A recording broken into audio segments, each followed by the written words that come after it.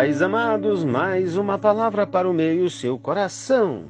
Continuando o tema que estamos tratando, conhecendo as armadilhas de Satanás. Eu gostaria que você abrisse a sua Bíblia, livro 1 Samuel, capítulo 15, versículo 3, diz assim: vai, pois, agora e fere a Amaleque e destrói totalmente a tudo o que tiver.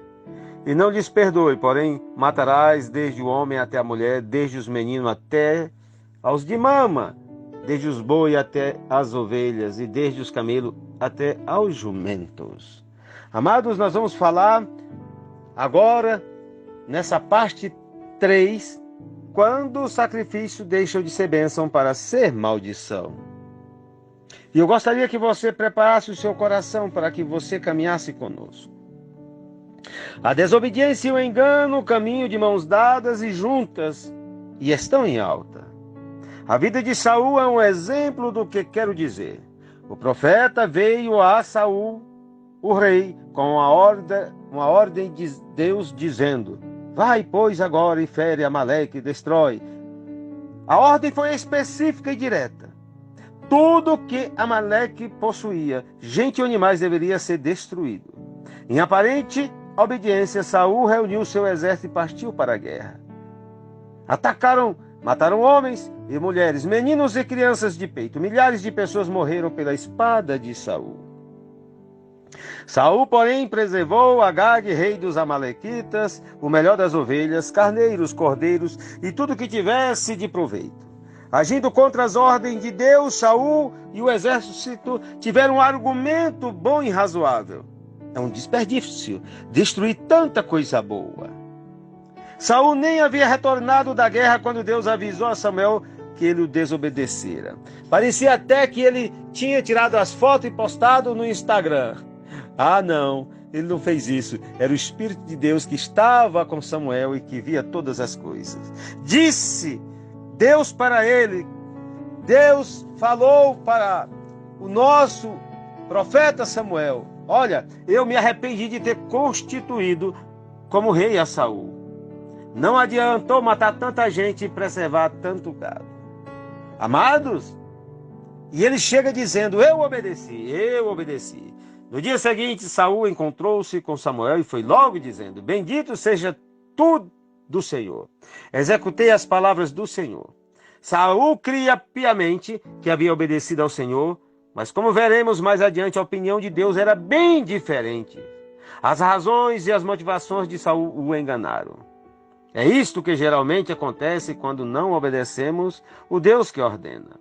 O Novo Testamento nos mostra algo maravilhoso. Tornai-vos, pois, praticantes da palavra e não somente ouvintes, enganando-vos a vós mesmos. Uma pessoa pode crer que fez o que era melhor e correto, quando na realidade está enganada e em rebelião. Isso acontece frequentemente com aqueles que desobedecem à palavra de Deus. São pessoas que colocam um véu de escuridão sobre os seus corações, por somente usarem argumentações da razão, e vivem, por isto, sob constante engano. Eu gostaria que você prestasse atenção. Paulo advertiu a Timóteo que alguns que vivem em desobediência na igreja irão de mal a pior, enganando e sendo enganados. Engano e desobediência andam lado a lado, de mãos juntas, levando as pessoas a sofrerem sérias consequências se não forem confrontadas. O desobediente não somente engana a si mesmo, ele atropela todo aquele que cruzar o seu caminho. O engano faz com que a pessoa pense que está agindo corretamente, quando na realidade está totalmente equivocada. Aquele incidente de Saul com o gado não foi o primeiro de sua vida. Ele era um desobediente contumaz. Samuel já o advertira, já tinha conversado com ele. Olha, chamado a atenção dele. Deus sempre dá uma chance de arrependimento. Eu gostaria que você entendesse. Samuel sempre confrontou Saul, mostrando-lhe as provas de sua desobediência. Que balido, pois, de ovelha é este nos meus ouvidos, e o mugido de bois que eu ouço?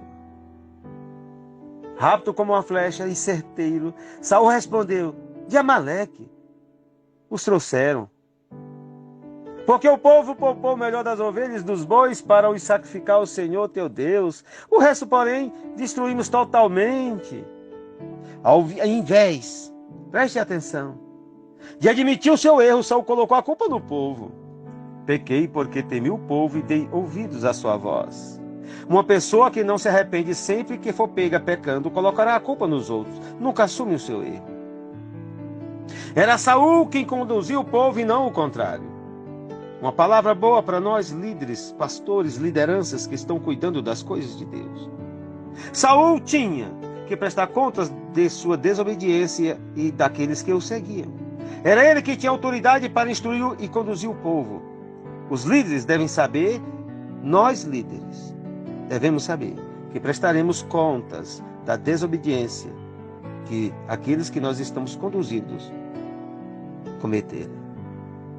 Eli, sacerdote que conduziu Israel por 40 anos, sabia que seus filhos desprezavam os regulamentos do templo e nada fez para detê-lo. Olha, ele os repreendeu, mas não usou de autoridade para fazê-los parar. Deus então decretou: porque já lhes disse que julgarei a sua casa para sempre pela iniquidade que ele bem conhecia. Preste bem atenção pela palavra que ele bem conhecia. Porque seus filhos se fizeram execráveis e ele não os repreendeu. Eli foi julgado juntamente com seus filhos. Muito esforço, amado. Eu quero te chamar a atenção. Não é sinal de obediência. Assim Saul primeiro culpou o povo, depois apontando os animais, disse a Samuel que havia uma boa razão em preservá-los. Seriam para o sacrifício a Deus. Aqui está o engano. Saul achava que os sacrifícios aplacariam a ira de Deus contra ele, o juízo de Deus, e que ele seria aceito diante de Deus. Eis a forma mais enganosa de rebelião. A Bíblia Sagrada é que a rebelião é como o pecado de feitiçaria. A mesma coisa aconteceu com Caim, o primeiro filho de Adão, que trouxe um sacrifício do qual Deus não se agradou, pois trouxe a Deus os frutos do campo. Sabemos que Caim trabalhou bastante para trazer tal sacrifício, já que a terra estava amaldiçoada por Deus. É nesse momento que nós devemos entender que o muito esforço não é sinal de obediência. Caim teve que limpar a terra das pedras e espinhos. Arou, trabalhou o solo, plantou, irrigou, fertilizou, cuidou, protegeu o campo.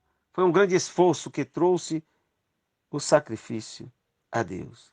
Mas era algo de sua natureza humana, não um sacrifício que agradava a Deus. Aquilo representava o seu trabalho a Deus. Fruto da força da carne e da sua habilidade, não era um ato de obediência. Abel, por sua vez, trouxe o primogênito do seu rebanho e da gordura e ofereceu ao Senhor. Ele também teve que dar duro para cuidar do rebanho, ainda que não tivesse trabalhado tanto quanto Caim. Trabalhar duro não quer dizer necessariamente que você está fazendo o que é certo. Quanto mais ando com o Senhor, descubro que não é por estar demasiadamente ocupado que faça a obra. Trabalhar muito não é sinal de obediência. Amado, quando trouxeram suas ofertas perante o Senhor, a Bíblia Sagrada diz em Gênesis 4 e 5.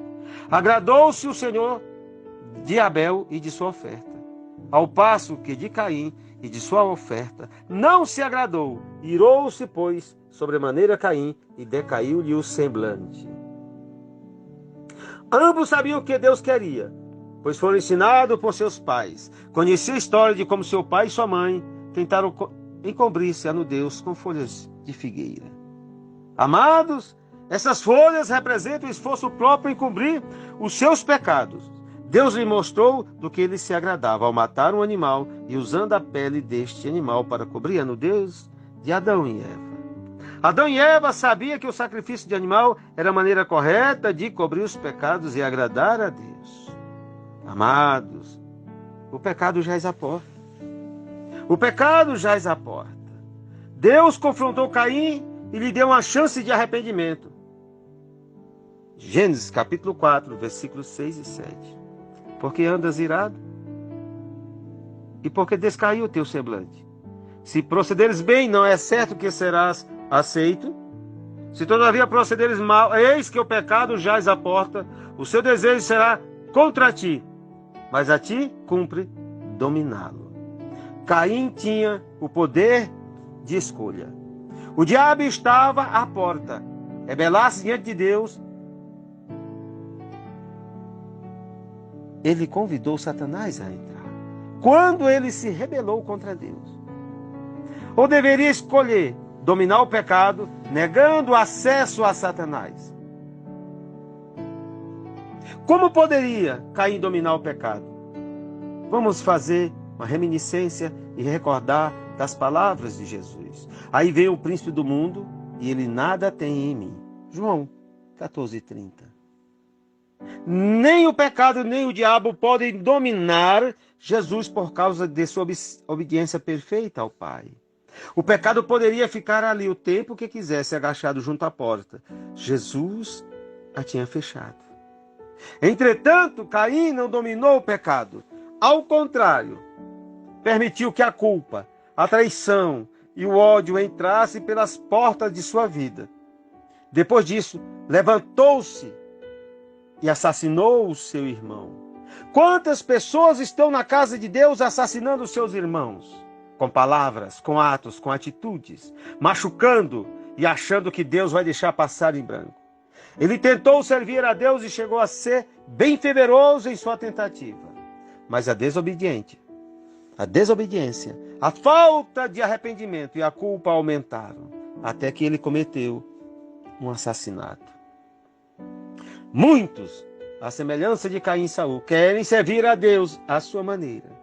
Podem até ter bons motivos no começo, mas a independência de seus corações, cedo ou tarde, se manifestará.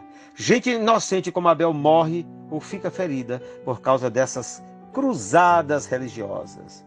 Pessoas que querem fazer a sua própria vontade, usando o nome do Senhor, dizendo: Deus falou, Deus me mostrou, Deus me usou para isso. E você vai machucando as pessoas e destruindo vidas. Amados, eu quero falar uma coisa para você. Existe uma mensagem silenciosa. Quando Samuel confrontou a Saul, provando-lhe que estava enganado, o profeta lembrou-lhes de alguns acontecimentos do passado. E antes que Saul apresentasse outras desculpas, Samuel o silenciou dizendo, está lá em 1 Samuel 15, 16 a 19, que diz assim: espera e te declararei o que o Senhor me disse esta noite. Respondeu-lhe Saul: fala, prossiga. E prosseguiu Samuel: porventura, sendo tu pequeno aos teus olhos, não foste por cabeça das tribos de Israel, e não te ungiu o Senhor rei sobre ele?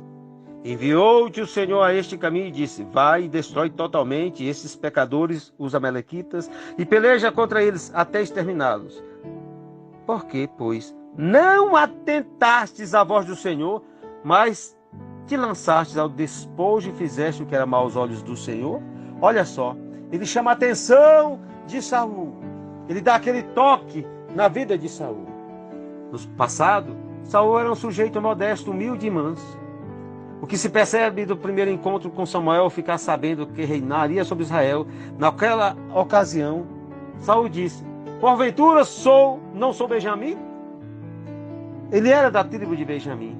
Era um Benjamim. Sou o menor da tribo de Israel? E a minha família é a menor de todas as famílias da tribo de Benjamim? Por que, pois, me falas com tais palavras? Amados, no dia que foi anunciado que seria o rei sobre Israel, ele se escondeu entre a bagagem.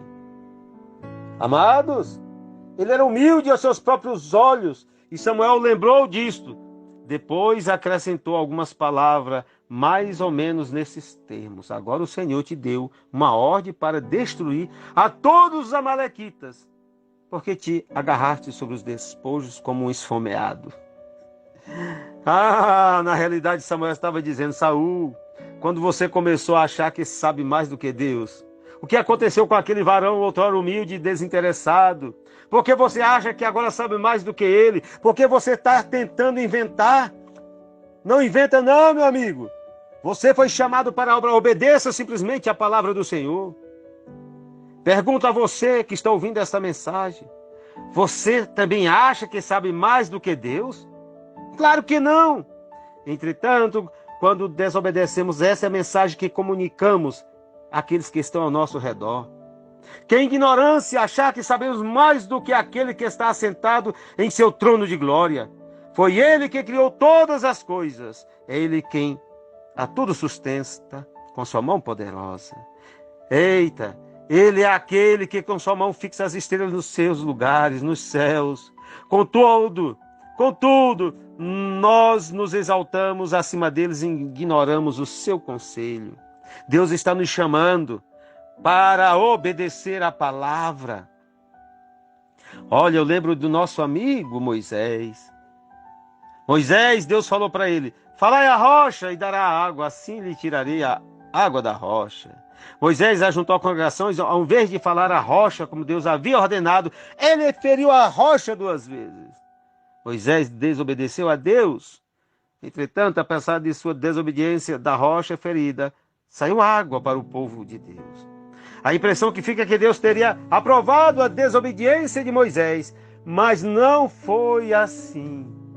Mais tarde, Deus lhe chama a razão e diz a Moisés, visto que não crestes em mim, para me santificares diante dos filhos de Israel, por isso não fareis entrar este povo na terra que lhe dei. Você não pode ignorar o que Deus lhes pede agora em razão do que ele lhe falou anteriormente. Amado, aprenda. Este foi o único ato de desobediência de Moisés, mas foi o suficiente para que ele não entrasse na terra prometida. Por que pagar um preço tão alto por ferir uma rocha? Essa é a pergunta. Moisés honrou mais o que pensou do que Deus lhe pedira. Ele agiu a sua maneira, e não como Deus pediu. Agiu como se soubesse o que fazer para conseguir a água da rocha, melhor do que Deus. Ele condicionou a palavra de Deus à sua maneira, numa versão mais simples. Deus estava dizendo a Moisés, tu não me honrastes diante do povo de Israel. Deste ao povo uma péssima imagem de quem eu sou. Eu queria simplesmente lhes dar água para beber. Amado, agora eu só quero te dizer uma coisa. No livro de Coríntios diz, e a rocha era Cristo. Na primeira vez ele já tinha ferido a rocha. E Deus agora fala para ele falar a rocha. Cristo já foi ferido por nossas transgressões e pelos nossos pecados. Agora nós falamos a rocha. Eu só quero te falar uma coisa.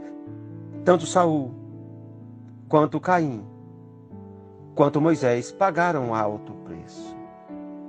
Eu quero te dizer uma coisa. Quanto maior a maturidade adquirimos, maior será o veredito da nossa desobediência.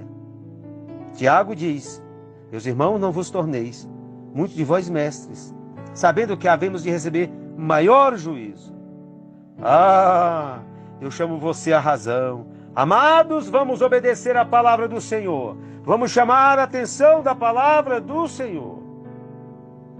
Eu quero te trazer à memória uma coisa. Meu filho, quando era criança, arteiro a fazer coisas impróprias, ou próprias de uma criança, a disciplina dele era proporcional à sua idade. Hoje ele tem 15 anos de idade. A disciplina dele será diferente. Preste bem atenção. Vocês que estão à frente como líderes da igreja, ouçam a palavra do Senhor.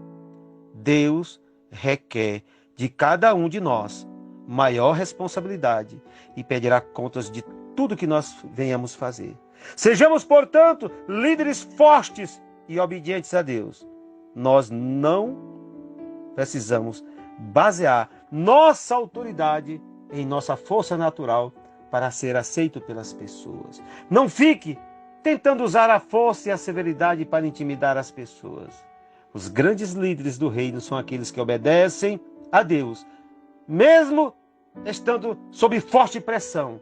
A palavra e a vontade de Deus sempre prevalecerão. Deus te abençoe Deus te guarde, Deus te dê um dia de paz, que a boa mão do Senhor esteja sobre a tua vida. Pastor Enei Lima, Brasília, Distrito Federal.